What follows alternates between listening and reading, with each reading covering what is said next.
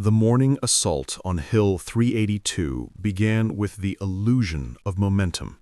Columns of Marines advancing behind tank support, flamethrower teams moving in staggered formations, radiomen barking coordinates, and officers expecting resistance to crumble under concentrated fire. But the first crest of black, sulfur-stained ground revealed what no briefing had conveyed.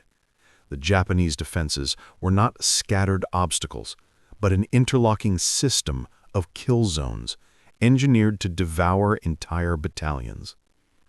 Concealed pillboxes, concrete casemates, machine gun nests, and artillery pits were hidden beneath layers of volcanic ash, invisible until the first waves of Marines were already exposed.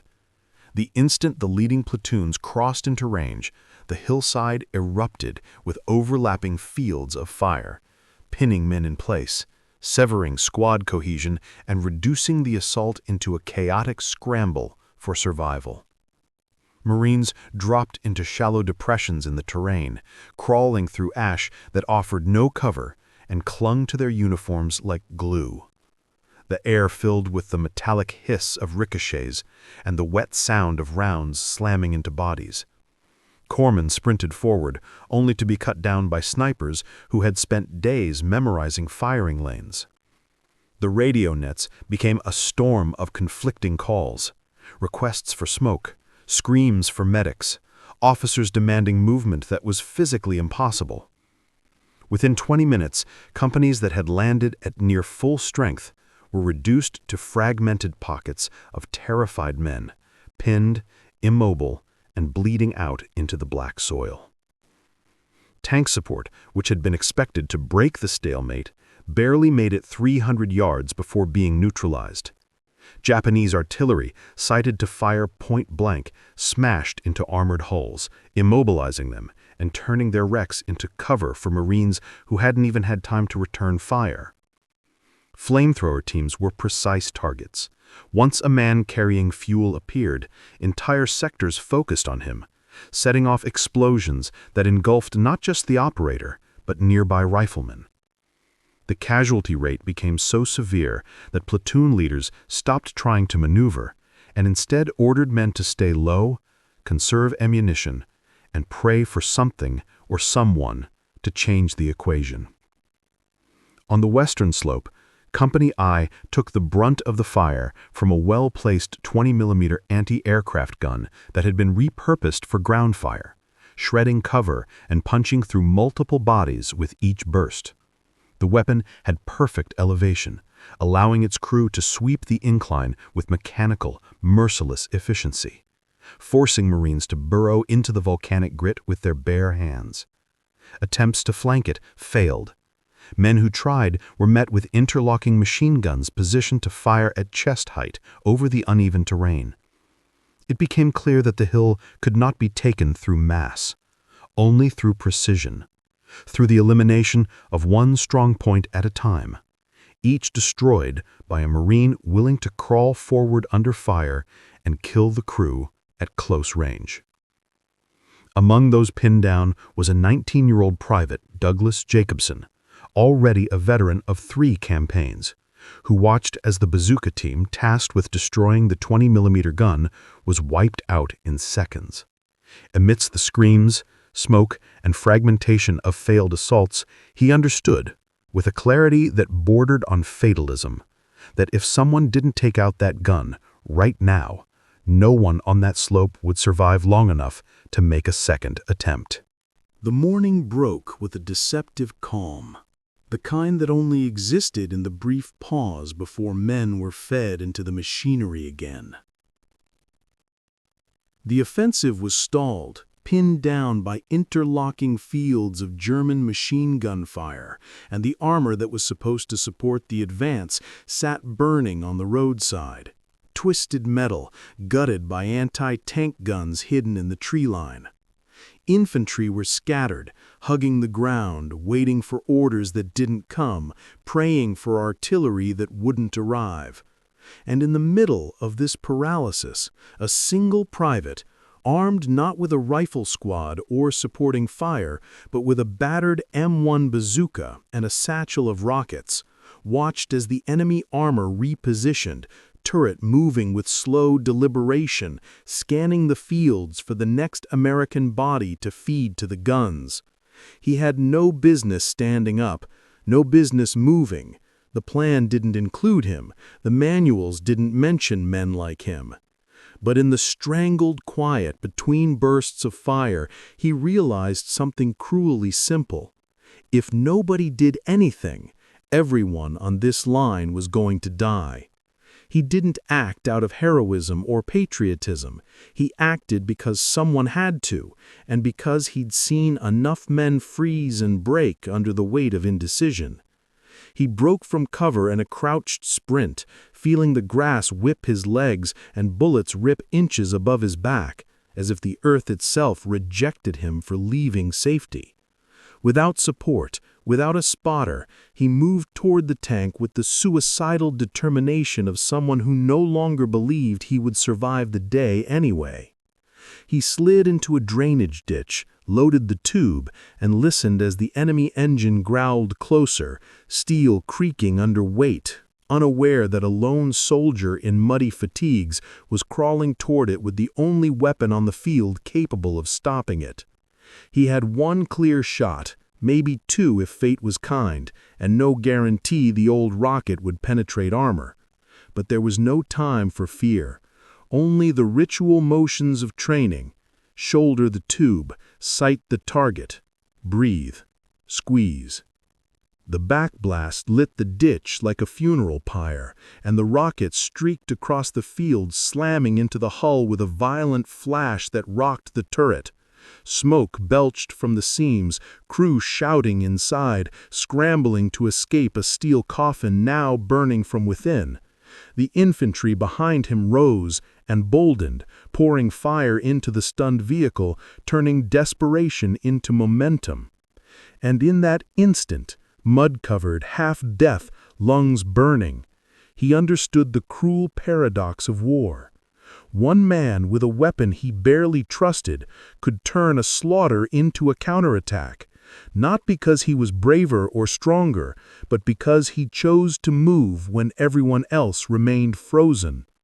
War didn't reward courage, it punished hesitation. And on that blood-stained field, a nameless bazooka gunner became a fulcrum on which the fate of others precariously balanced. The German blockhouse sat on the rise like a malignant tooth, jutting from the earth with the confidence of steel and poured concrete.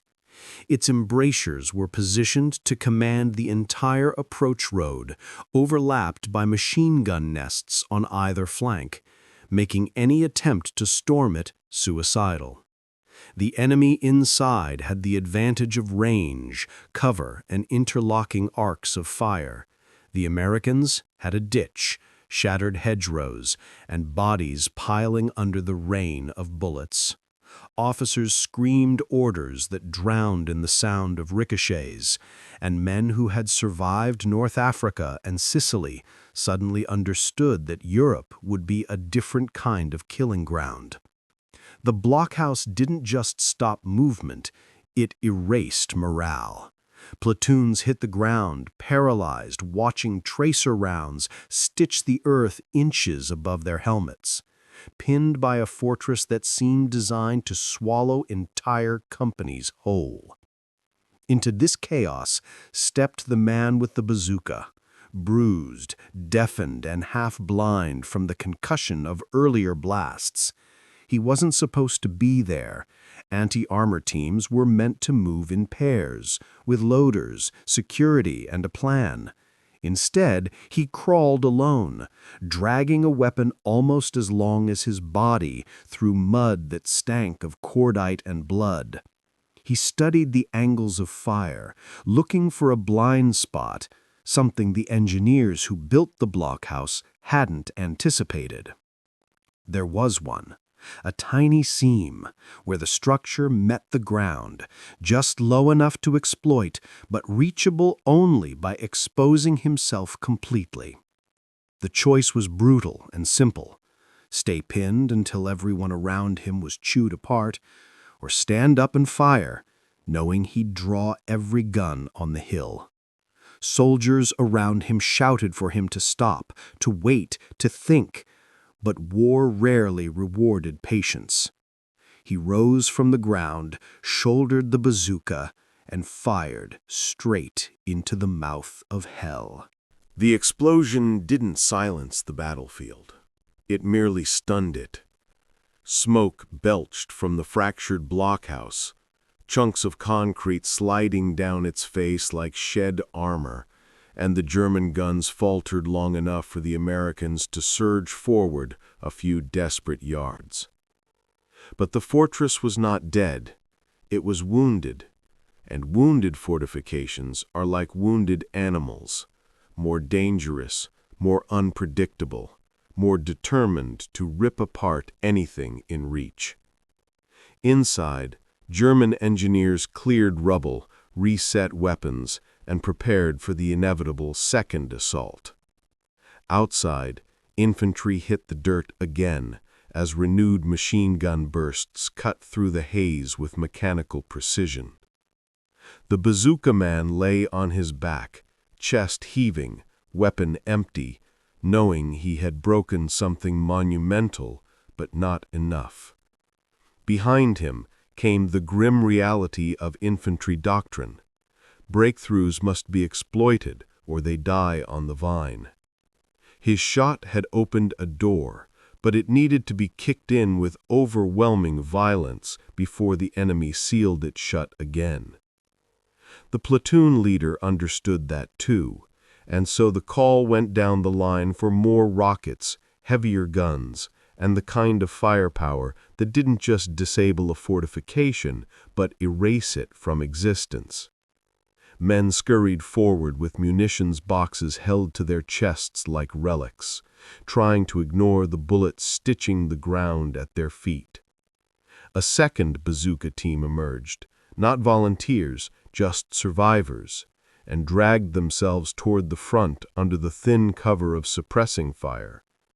The first shooter refused medical evacuation and crawled with them, clutching a reloaded tube because he knew the blockhouse better than anyone now. He knew its heartbeat, its blind anger, its one point of weakness. When the next salvo hit, it wasn't a single daring shot, but a coordinated punch. Rockets, rifle grenades, and satchel charges hurled into the gap he'd created minutes earlier. The blockhouse shuddered, cracked open, and then, finally, died. The battlefield didn't cheer. Men didn't shout victory. They simply stood, shook, and stared, because in war, triumph isn't joy, it's relief that for a moment the world stopped trying to kill them. The destruction of the blockhouse did not end the battle. It shifted its geometry. The enemy's fortifications, once confident in interlocking fields of fire, suddenly had a hole punched through the center of their arc, a break that rippled outward like a fracture in bone. German units scrambled to pivot, to re-establish overlapping coverage. But war, at the tactical level, is brutally simple. Once you force defenders to react instead of plan, you've stolen their strongest weapon: time. American infantry sensed the shift instantly. Men who had spent hours pinned to mud and shell craters now rose, sprinting forward in jagged lines, rifles snapping at exposed flanks and panicked machine gun nests. The bazooka gunner, limping but still functional, advanced with them, not because he was ordered, but because the battle he'd triggered was still incomplete. He carried a fresh tube, 2 more rockets, and a grim certainty that the enemy would try to rebuild the circle. The Germans responded with blistering aggression. Mortars arced overhead, MG-42s screamed from hastily reoriented bunkers, and rifle squads launched counterattacks aimed at plugging the breach with bodies. The fight narrowed, intensified, and became a knife-driven contest for physical space, measured in meters, not miles. At this stage, doctrine mattered less than momentum.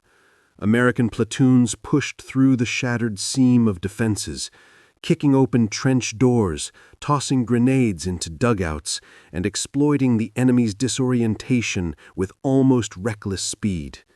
Officers yelled to keep moving, don't let them form up, understanding that hesitation would allow the Germans to rebuild the arc and restore their lethal geometry. The Bazooka man's role shifted from destroyer to protector.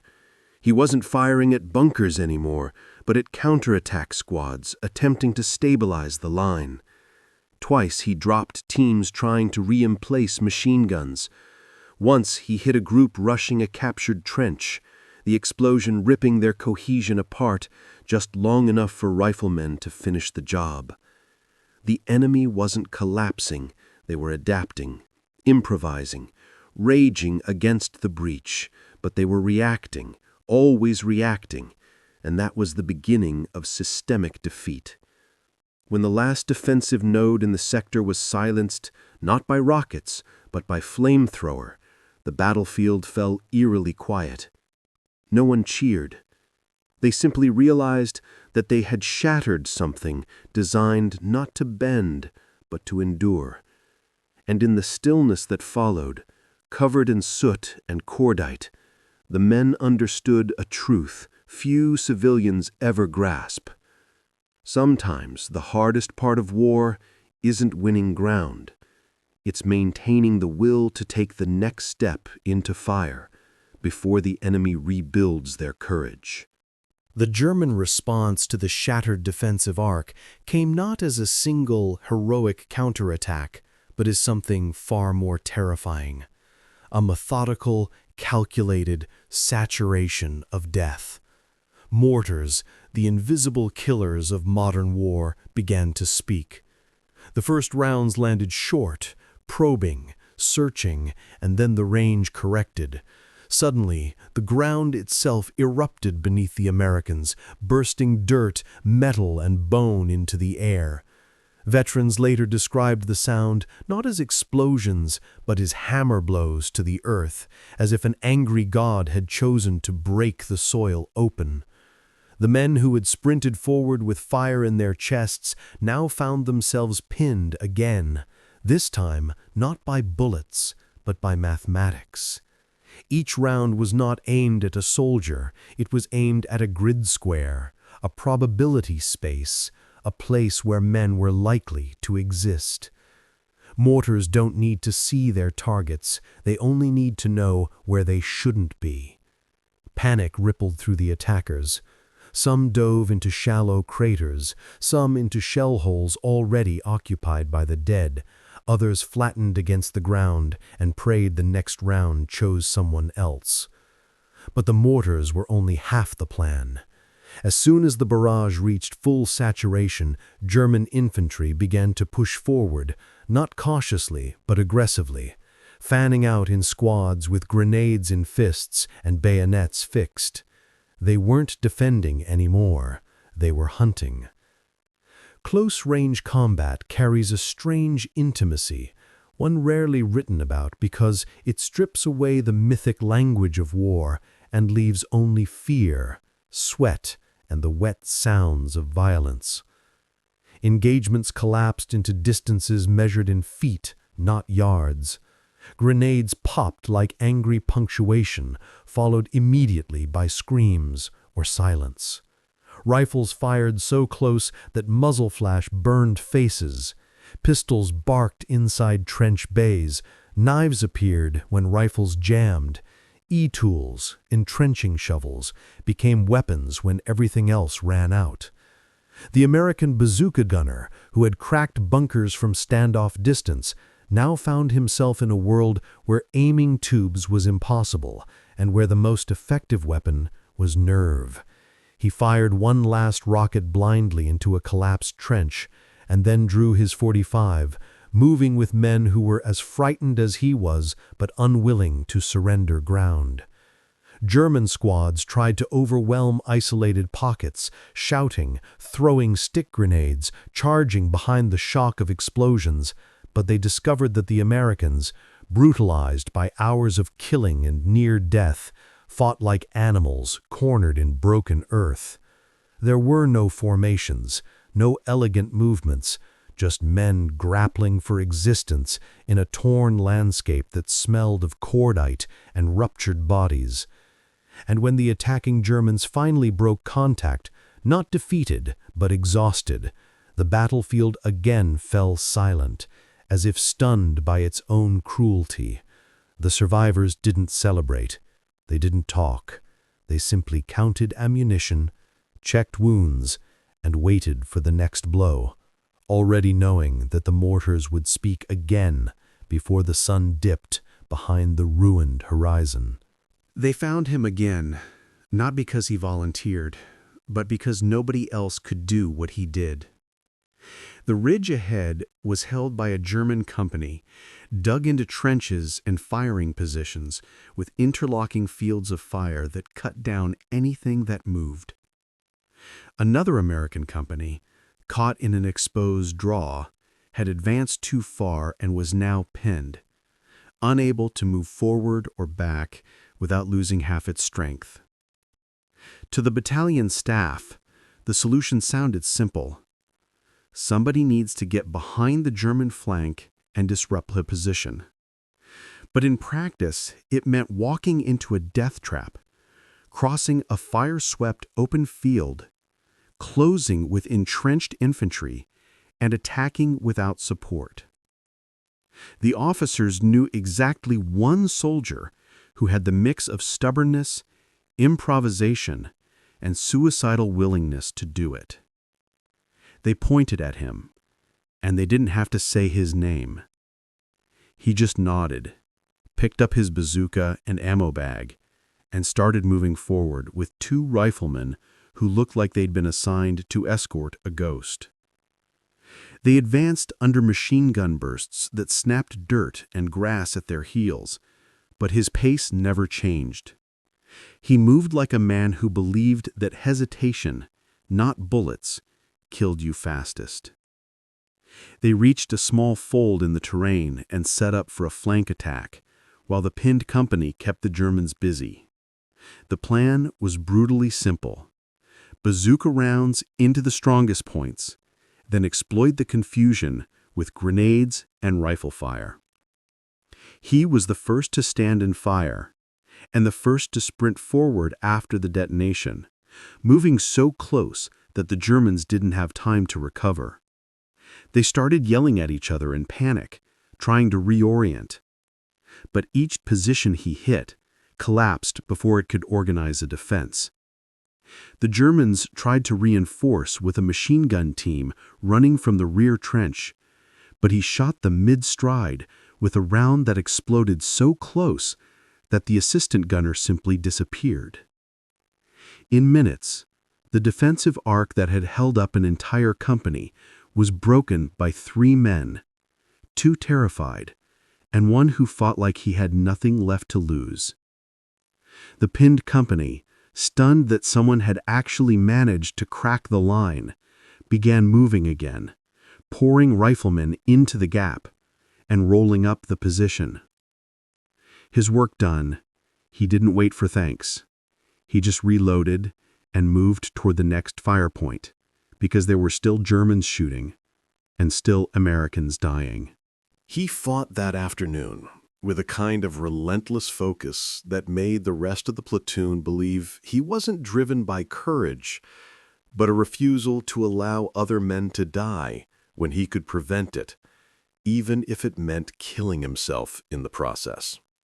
By evening, the German company had been forced to abandon the ridge entirely, leaving behind bodies, weapons, and gear in a retreat so hasty it resembled a rout.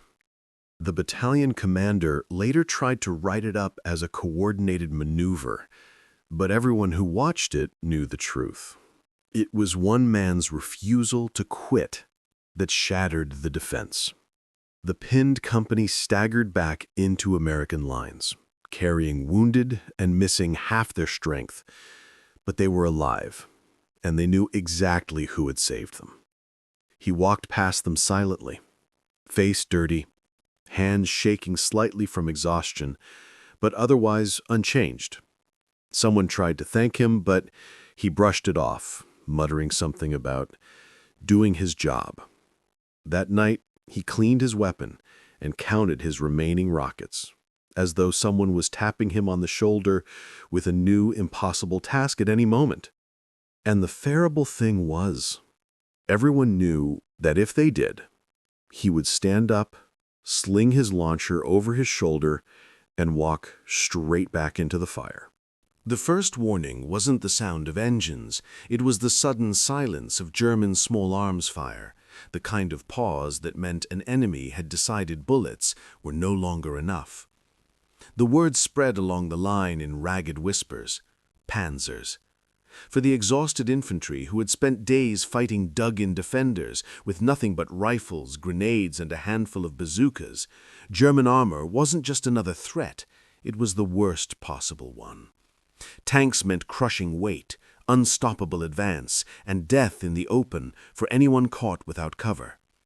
The Americans tried to guess where the armor would come from, scanning the horizon like hunters, though everyone knew that when tanks attacked, there was no time to react, only to endure. The officers began shouting for anti-tank teams, but there were almost none left. Casualties, broken weapons, lost ammunition, whatever the cause, the battalion was nearly naked against the steel predators rolling toward them. At first, only dust plumes were visible on the far road, then dark silhouettes, 2 heavy tanks and what looked like armored half-tracks supporting them. The line tightened instinctively, men flattening themselves as though pressing into the earth could make them invisible. Someone asked who had rockets left, and all eyes drifted, inevitably, toward the same figure. He didn't complain or hesitate. He just shrugged his launcher higher and began walking forward. Because the only way to fight tanks with a bazooka was to get dangerously close. He used terrain the way an artist uses brushstrokes, hugging dips, cutting angles, moving so low and fast that he was just a shadow against the ground. The tanks lumbered on, turrets slowly swiveling, firing high explosive rounds that sent geysers of dirt and steel fragments into the air.